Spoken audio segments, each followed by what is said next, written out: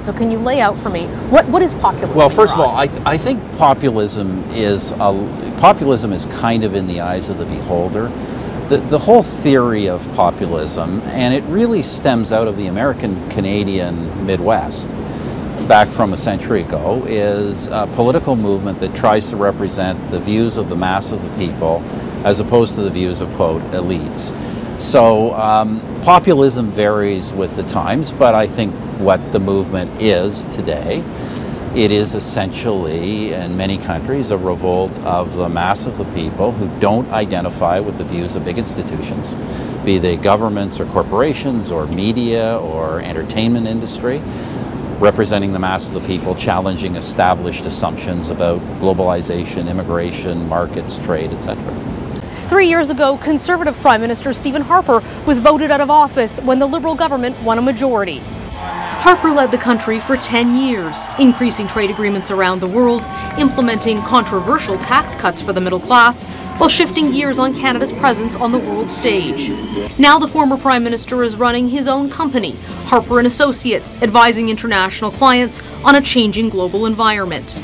You know, since I left office, beginning in 2016, we've had a series of extraordinary political events. We had Brexit, we've had the rise of Donald Trump, and you're seeing across Europe and elsewhere a rise of these so-called populist movements. And as I kind of made my way through the global worlds of business and politics, I've kind of been seeing some commonalities. And so my thesis is really the following, that in the era of globalization, which I think overall has been very successful, you know, we had 1 billion people move out of poverty, it's mainly in Asia, but in many Western societies, we've had stagnant or even declining incomes for middle and working class people.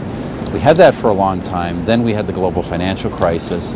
Unlike Canada and many countries, you know, there were the big bailouts of the banks, the corporations, quote, the wealthy, and then slower non-growth for the rest of the population. And I think if you look back, the kind of political upheavals we're now seeing is a consequence of all that. And we shouldn't really be surprised about it. The question really is, what do we do to improve people's lives and you know, lead to a more positive future? You know, if we have a situation where large numbers of people are doing very badly and they feel that government ignores them or even despises them, then you could potentially have that kind of populist upheaval. I don't see that today. You know, obviously there's changes in government in Canada, and you talk about anywheres and somewheres in your book. Who are those people? So this is not a term that I invented. I'm not trying to claim in the book that everything is original, but there is an analyst who's used this, and he really describes the fact that in the era of globalization, there's come to be a class of people whose lives are really international. So those people he calls the anywheres, whereas people traditionally, people who live within boundaries, who live within their communities, who are in traditional occupations, who travel only for vacation, he calls those the somewheres, who are the bulk of the population. And one of the things I say in the book is that I think if you look at political debate, the framing of political debate, the framing of most media coverage, commentary, frankly, a lot of it is framed from the perspective of the so-called anywheres, who are a tiny percentage of the population. Well, one of the things you say in the book is Donald Trump, you don't consider him to be particularly conservative, but that you believe if those grievances aren't dealt with, you'll get something much worse. What does that look like? I say that the Donald Trumps of the world, the Nigel Farages of the world, one can disagree with them, especially a conservative like myself can disagree with them on some things. But they are at least trying to fix what they see ails democratic, capitalist, market-oriented societies. And my fear is if they don't have success, or if conservatives do not adapt to the political pressures that are driving these movements, my concern is we will have the left-wing version of that, which will be anti-market, which will be for socialist or Marxist economics, which I believe would turn us in an irreversible downturn direction. The kind of global pressures the West faces today, the economic pressures many people are facing, a return to that kind of economic program would be, in my view, absolutely disastrous and probably irrecoverable. So I view the I look at Donald Trump, obviously there's things that I'm uncomfortable with, but the Bernie Sanders of the world or the Jeremy Corbyns in Britain are the ones that really, really frighten me. So why do you think that left-wing populists are more dangerous than right-wing populists? Because of their economic agendas, fundamentally. The market economy, as I talk in the book, is not perfect. It has to be well-governed, well-regulated. Market policies have to be selected carefully. But anti-market policies in an age of global competition would be ruinous to our economies. We've just come out of this renegotiation of NAFTA to USMCA, and you raise a lot of concerns about China. Why do you think we need to be concerned about China? Because I believe that the imbalances with China are a very serious problem. As I say in the book, as you know, I'm an economist by training, and a lot of economists will say the fact that we have a deficit with China doesn't matter, and no form of protectionism can possibly work. Look, those who say that trade deficits or trade surpluses don't matter and protectionism can never work forgot to tell the Chinese.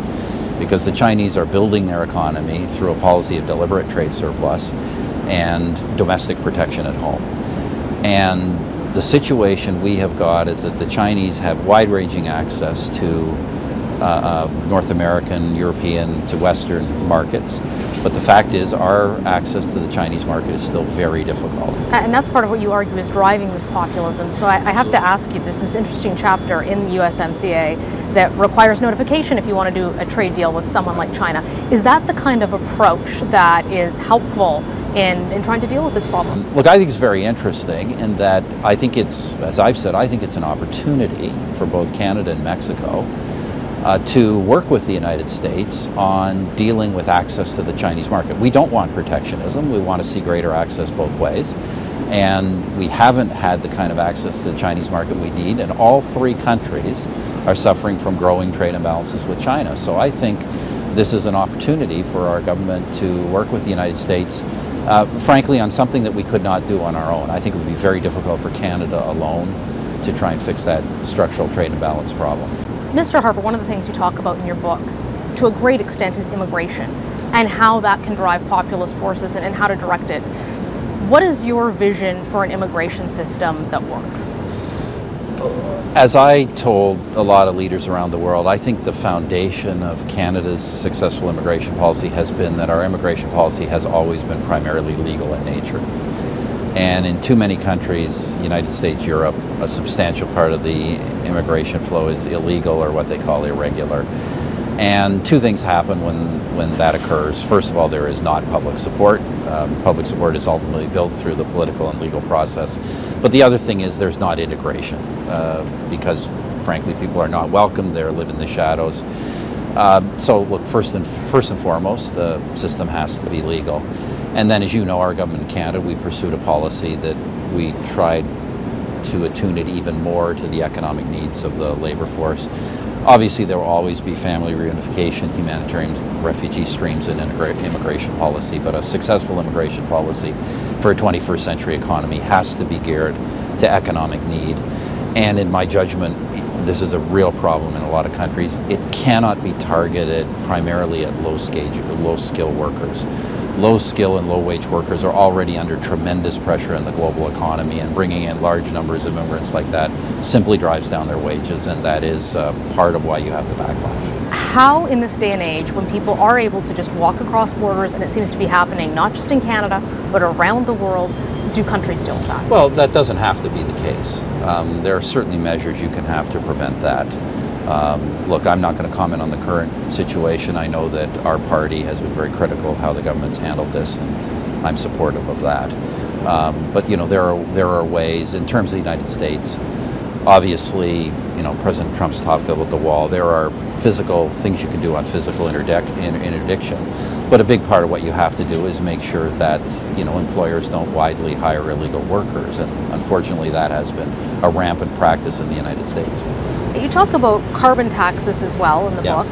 You're very critical of them. I am. And you don't think that they can work. Is there ever such a thing as a conservative carbon tax? No. A carbon tax is not an environmental policy. I've said this when I was in office, I'll say it again. Carbon tax is not an environmental policy. A carbon tax is a revenue policy. People who want carbon taxes want money for the government.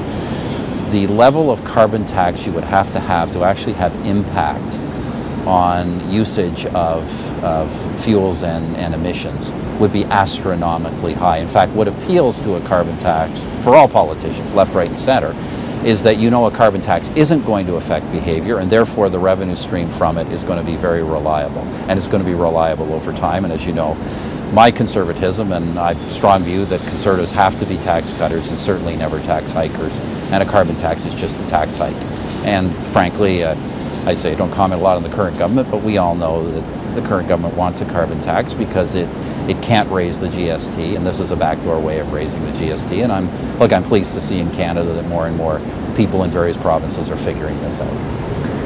How do conservatives approach the environment in that case? What is a conservative environmental policy? Well, we did a lot of different things on the environment. Obviously, preservation and conservation is a big part. I think we protected more marine and land areas combined than any previous government. On the area of climate change and emissions, I'm a believer that there are really two things you can do. In the near term, I think the most effective thing you can do is actually just setting environmental standards, setting emissions standards within the confines of existing technology. In some cases, simply moving the dirtiest technologies, as we did with some aspects of the coal industry, just moving that offline.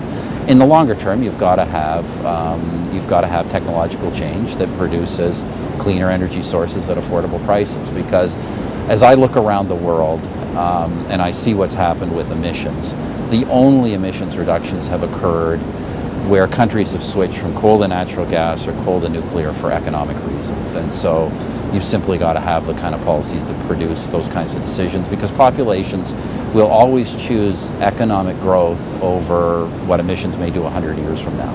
They'll always choose their job today over an emissions target 100 years from now. You talk a lot in the book too about international organizations, and in an era where you have Russia and China increasingly dominating that space, the US, and you talk about this becoming not necessarily more isolationist but more nationalist. Do you think that organizations like the UN or NATO still have a place, and can Canada keep them relevant? Well, they still have a place. I think we just need to be realistic about what they are, what that place is. In the case of the United Nations, my father always used to say the United Nations is a forum for everyone, the good, the bad, and the ugly. We shouldn't expect the United Nations to be a paragon of human rights, because a lot of the countries at the United Nations don't practice human rights.